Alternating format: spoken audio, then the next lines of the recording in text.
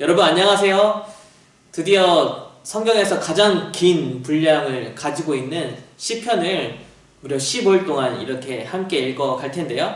시편은 성경의 내용 중에서 가장 많은 찬송 또 기도 그뿐만 아니라 개인적인 탄원과 어떤 고백 그리고 감사의 고백까지 담고 있기 때문에 성경을 읽는다라기보다는 이 내용에 맞춰서 함께 찬송하고 또 함께 고백하고 때로는 함께 기도하는 그러한 방식으로 성경을 읽으면 더 깊게 이 시편을 읽을 수 있을 것 같습니다. 시편을 어떻게 개관할 것인가 참 고민을 많이 했는데요. 각 편이 어떠한 내용을 갖고 있는지 그 내용 위주로 하기보다는 이 시편의 전체적인 구조 그리고 이 시편의 이 부분에 어떠한 내용이 중요한지 이렇게 전반적인 부분을 설명하는 형식으로 그렇게 개관을 해보도록 하겠습니다. 시편은 총 5권으로 이렇게 이루어져 있는데요. 이것은 의도적으로 이렇게 5권으로 분류를 해 놓은 것입니다. 모세오경이 이렇게 5권으로 되어 있잖아요. 창세기, 출애굽기, 레위기, 민수기, 신명기. 이것처럼 이 모세오경이 이스라엘을 향한 하나님의 말씀이라면 이 말씀에 대한 이스라엘의 응답 그리고 이 말씀에 대한 이스라엘의 기도를 해당되는 것이 바로 이 시편이라고 봤기 때문에 모세오경이 5권이듯이 시편도 5권으로 이렇게 맞춰서 구성을 해놓고 있습니다. 그렇다면 시편 5권은 어떻게 구성이 되어 있느냐? 제1권은 1편부터 41편까지 되어 있고요. 2권은 42편부터 72편까지, 3권은 73편부터 89편까지 이루어져 있습니다. 제4권은 90편부터 106편까지 되어 있고요. 마지막 제5권은 107편부터 150편까지 이렇게 이루어져 있습니다. 자, 이 총 5권의 앞부분과 뒷부분은 서론과 결론에 해당이 되는데 1, 2편을 우리가 서론으로 보고 있고 그리고 145편부터 150편까지를 이 시편 전체의 결론으로 이렇게 두고 있습니다. 자, 그렇다면 이 5권을 나누는 기준은 어떻게 될까요? 5권마다의 좀 특징도 있고 그리고 내용의 강조점도 조금씩 다르긴 하지만 주로 이 5권을 나누는 분류점은 바로 마지막 부분에 나오는 종결구를 통해서 이 5권을 명확하게 나눌 수 있습니다. 각 권이 끝날 때마다 비슷한 내용의 종결구로 이 권을 마무리하고 있는데요. 1권의 마무리를 보시면 41편을 보면 이스라엘의 하나님 여호와를 영원부터 영원까지 송축할지어다 아멘 아멘 이렇게 끝나고 제2권은 홀로 기이한 일들을 행하신 여호와 하나님 곧 이스라엘의 하나님을 찬송하며 그 영화로운 이름을 영원히 찬송할지어다 온 땅에 그의 영광이 충만할지어다 아멘 아멘 이렇게 똑같이 찬송할지어다 아멘 아멘 이렇게 끝납니다. 3권을 마무리하는 89편을 보시면 여호와를 영원히 찬송할지어다 아멘 아멘 이렇게 참 명확하게 이렇게 이루어져 있고요. 4권을 마무리하는 106편을 보면 여호와 이스라엘의 하나님을 영원부터 영원까지 찬양할지어다 모든 백성들아 아멘 할지어다 할렐루야 이렇게 마무리되고 마지막 5권의 마무리이자 이 시편 전체를 마무리하는 종결구는 어떻게 되어 있느냐 호흡이 있는 자마다 여호와를 찬양할지어다 할렐루야 이렇게 마무리가 됩니다. 이 종결구를 통하여서 5권을 나눌 수 있는 거죠.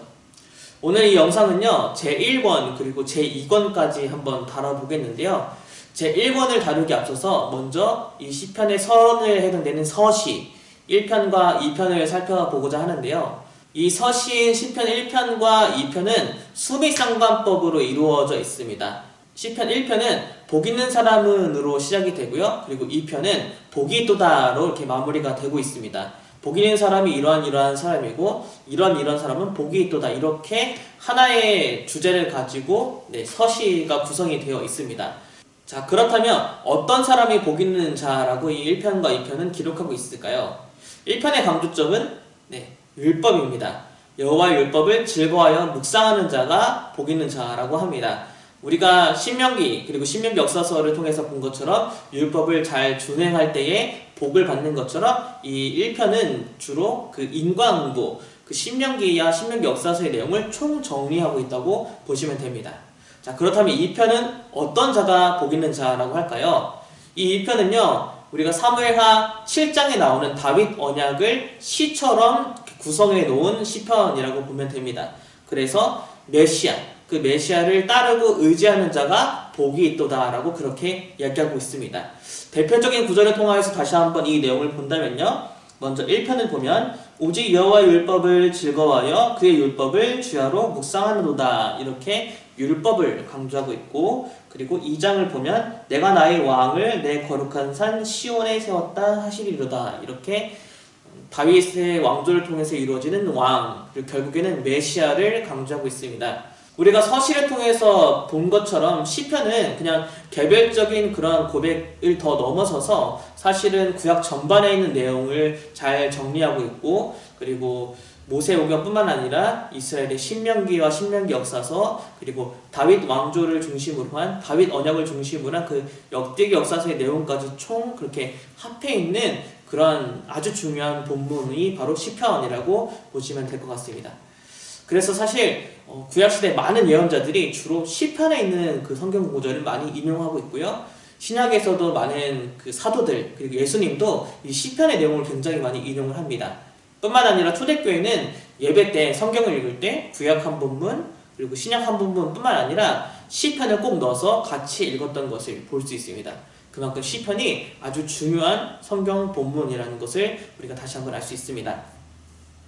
자, 이제 우리가 서시를 지나서 본격적으로 제1권을 한번 살펴보겠는데요. 1권은 3편부터 41편까지 그렇게 볼 텐데, 표를 보시면 아주 중요한 특징이 있습니다. 바로 전부 다윗의 고백이라는 것입니다. 전부 다 다윗의 시로 구성이 되어 있고요. 내용을 좀 세부적으로 나눠보면 3절부터 14절, 그리고 15절부터 24절, 25절부터 34절, 그리고 35절부터 41절, 이렇게 네 부분으로도 나눌 수 있습니다. 다시 한번 표를 보시면 잘 아시겠지만 거의 대부분 다윗의 개인적인 탄식의 시로 구성이 되어 있습니다. 뭐 중간중간에 제왕시도 나오고 감사의 시도 나오지만 거의 대부분의 내용이 탄식하는 시의 내용입니다. 이런 다윗의 개인적인 탄식시는 그 표제를 통해서도 많이 알 수가 있는데요. 구체적인 다윗의 상황이 많이 기록이 되어 있습니다. 그의 아들 압살롬을 피할 때 지은 시라던가, 사울의 손에서 건져주신 날에 지은 시, 아비멜렉 앞에서 미친 채 하다 쫓겨나서 지은 시, 이렇게 개인의 어떤 상황을 놓고 하나님께 탄원하는 그런 고백들이 많이 있습니다. 자, 그렇다면 이 탄원시는 어떠한 구조로 되어 있는가를 좀 살펴보려고 하는데요. 탄원시의 구조는 이렇습니다. 첫째, 하나님께 도움을 호소하는 그러한 고백으로 먼저 시작됩니다. 그리고 두 번째는 지금 이것을 고백하는 이 탄원자가 어떠한 상황과 어떤 고통에 있는지에 대해서, 그 현실에 대해서 나오고요. 세 번째, 하나님께 구원과 도움을 고백하고 호소하는 내용입니다. 네 번째는 하나님 나를 반드시 구원하실 거다라는 확신의 고백이 들어가고요. 그래서 마지막 다섯 번째는 그 나를 구원하신 하나님께 대한 감사의 고백, 그리고 찬양의 약속, 이렇게 다섯 가지 요소로 구성되어 있는 것을 주로 탄원시라고 분류를 하고 있습니다. 그래서 이 탄원시에 해당되는 대표적인 시편 13편을 통해서 우리가 이 내용을 다시 한번 살펴보면요, 이렇게 1절부터 6절까지 나와 있는데요. 먼저 하나님의 도움을 호소하는 내용은 1절에 나옵니다. 나를 영원히 잊으시나이까, 여호와여 어느 때까지 기다립니까? 이렇게 하나님께 먼저 도움을 호소하고 있습니다. 자, 두 번째, 탄원자의 고통과 현실이 어디 나와 있느냐? 2절에 나와 있습니다. 나의 영혼이 번민하고 종일토록 마음에 근심하고 있다, 그렇게 얘기하고 있고요. 세 번째, 하나님께 구체적인 도움과 구원을 호소하는 내용은 3절에 나옵니다. 나를 생각하사 응답하시고 나의 눈을 밝히소서, 이렇게 주님께 기도하고 있죠. 자, 네 번째는 하나님의 구원에 대한 확신을 고백하는 부분인데 5절에 나와 있습니다. 나의 마음은 주의 구원을 기뻐하리이다, 이렇게 확신하면서 고백하고 있고, 마지막 찬양의 약속은 6절에 나옵니다. 내가 여호와를 찬송하리니. 자, 이런 구성 요소로 되어 있는 것을 탄원시라고 하고, 이 1권에 해당되는 부분에는 이 개인의 탄원시가 굉장히 많이 나오고 있습니다. 사실 이 다윗이 처한 상황이 어떻게 보면 읽어가는 여러분들의 상황과 좀 비슷할 수도 있습니다. 그럴 때에는 여러분들도 이 다윗처럼 하나님께 도움을 호소하면서 고백하되, 그럼에도 불구하고 하나님은 어려움에서 나를 건지실 분이라는 확신을 가지고 이 탄원의 시를 같이 읽어가셨으면 좋겠습니다. 자, 이제 제 2권을 한번 정리를 해볼 텐데요. 제2권은 42편부터 72편까지 이렇게 구성이 되어 있는데, 가장 먼저 다윗의 시기 때 예배의 찬송을 담당하던, 또 악기 연주를 담당하던 고라 자손의 시, 그리고 지금으로 따지면 예배 인도자에 해당되는 아살의 시가 나오면서 좀 분위기를 전환시키고 있고요. 그 이후에는 다시 다윗의 아주 긴 탄원의 고백들이 이 제2권에도 기록되어 있습니다.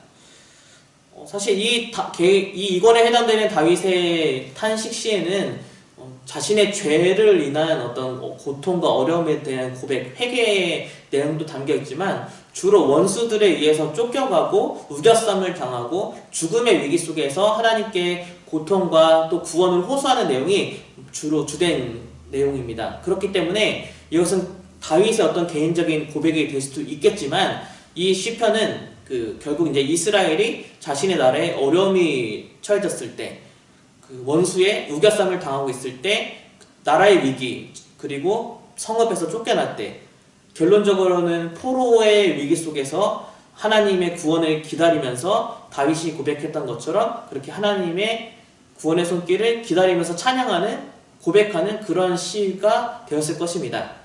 그래서 제1권도 사실은 마찬가지겠지만 제2권은 특별히 예배 때 부르는 노래였고, 이스라엘의 어려움 중에 있을 때 더더욱 고백하는 그러한 찬양, 예배와 노래로 그렇게 구성이 되어 있습니다. 우리는 특별히 이제 제2권에 시작하는 고라 자손과 아삽의 시를 이렇게 볼 때에 우리가 자주 고백하는 찬양들 있잖아요. 그 가사가 여기 시편에서 따온 부분들이 굉장히 많은데, 그 부분들을 한번 찾아보면서 읽어보시면 더 깊게 좀 읽으실 수 있을 것 같아요. 그래서 대표적인 걸 한번 보자면, 내 영혼이 시냇물을 찾기에 갈급함같이 내 영혼이 주를 찾기에 갈급하나이다 라는 이 고백이 42편에 나오고요. 하나님은 우리의 피난처시요 힘이시니 환난 중에 만날 큰 도움이시다, 이게 46편에 나옵니다. 터가 높고 아름다워 온 세계가 즐거하며 라는 고백도 48편에 나오고, 감사로 제사를 드린 자가 나를 영화롭게 하나니 라는 그 유명한 찬양이 50편 아삽의 시에서 그렇게 붙여진 노랫말입니다. 자, 이렇게 고라 자손과 아삽의 시가 나온 이후에 다시 한번 다윗의 긴 탄원시가 나오게 되는데요. 하지만 여기 탄원시에서 아주 중요한 부분들이 하나 있는데, 바로 54편부터 59편까지에 있는 내용입니다. 우리가 아까 탄원시의 구조를 좀 살펴봤을 때에는 주로 하나님께 구원을 호소하고 그 구원에 대한 확신을 하고 찬양을 하는 그런 내용이었는데, 근데 이 54편부터 59편의 내용은 특별한 내용이 더 추가가 돼요. 그것은 무엇이냐면, 하나님께서 적극적으로 분명하게 나의 원수에 대해서 그것을 보복해달라, 복수해달라는 그런 기도가 여기에는 나옵니다. 아주 속 시원한 사실 기도이죠. 그래서 그 부분을 한번 읽어보면, 주께서는 내 원수에게 악으로 갚으시리니 주의 성실함으로 그들을 멸하소서, 이런 기도를 하기도 하고, 내가 성내에서 강포와 분쟁을 보았사오니 주여 그들을 멸하소서, 그들의 혀를 잘라버리소서 라는 이런 기도까지 하게 됩니다. 그들이 악을 행하고야 안전하오리까 하나님이여 분노하사 뭇 백성을 낮추소서. 이렇게 54, 55, 56편에는 분명한 보복에 대한 호소가 나와 있고요. 57편은 아주 잠깐 그 기존의 탄원시의 내용을 따라가는 것 같아 보이지만, 다시 58편부터 또 이런 보복에 대한 간구가 나오게 됩니다. 소멸을 가는 달팽이 같게 하시며 만삭되지 못하여 출생한 아이가 햇빛을 보지 못함 같게 하소서, 이렇게 호소하기도 하고, 그들에게 점으로 돌아와서 개처럼 울며 성으로 두루 다니게 하소서, 이렇게 개인의 아주 직접적인 그리고 분노의 이 감정을 표출하면서 그렇게 기도하기도 합니다. 자, 이런 내용이 포함한 다윗의 아주 긴 탄식시 이후에 어떤 내용이 나오냐면, 우리를 이 모든 원수에게서 구원하실 위엄 있고 능력 있고 영광이 가득한 하나님에 대한 찬양의 시를 아주 의도적으로 탄원시 다음에 그렇게 기록을 하고 있어요. 그 내용이 66편부터 68편까지 그렇게 기록이 되어 있는데요.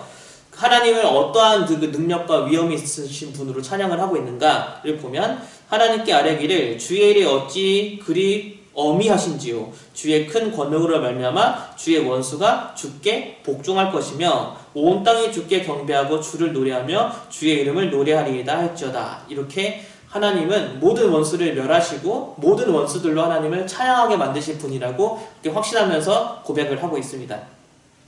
67편을 보시면 주의 도를 땅 위에 주의 구원을 모든 나라에게 알리소서라고 그렇게 고백하고 있고, 마지막 68편을 보면 땅이 진동하며 하늘이 하나님 앞에서 떨어지며 저 신의 산도 하나님 곧 이스라엘의 하나님 앞에서 진동하였나이다. 이렇게 주님의 큰 권능과 위엄을 찬양하는 노래를 부르고 있습니다. 자, 우리가 이렇게 오늘은 시편의 제1권과 2권을 살펴보았는데요.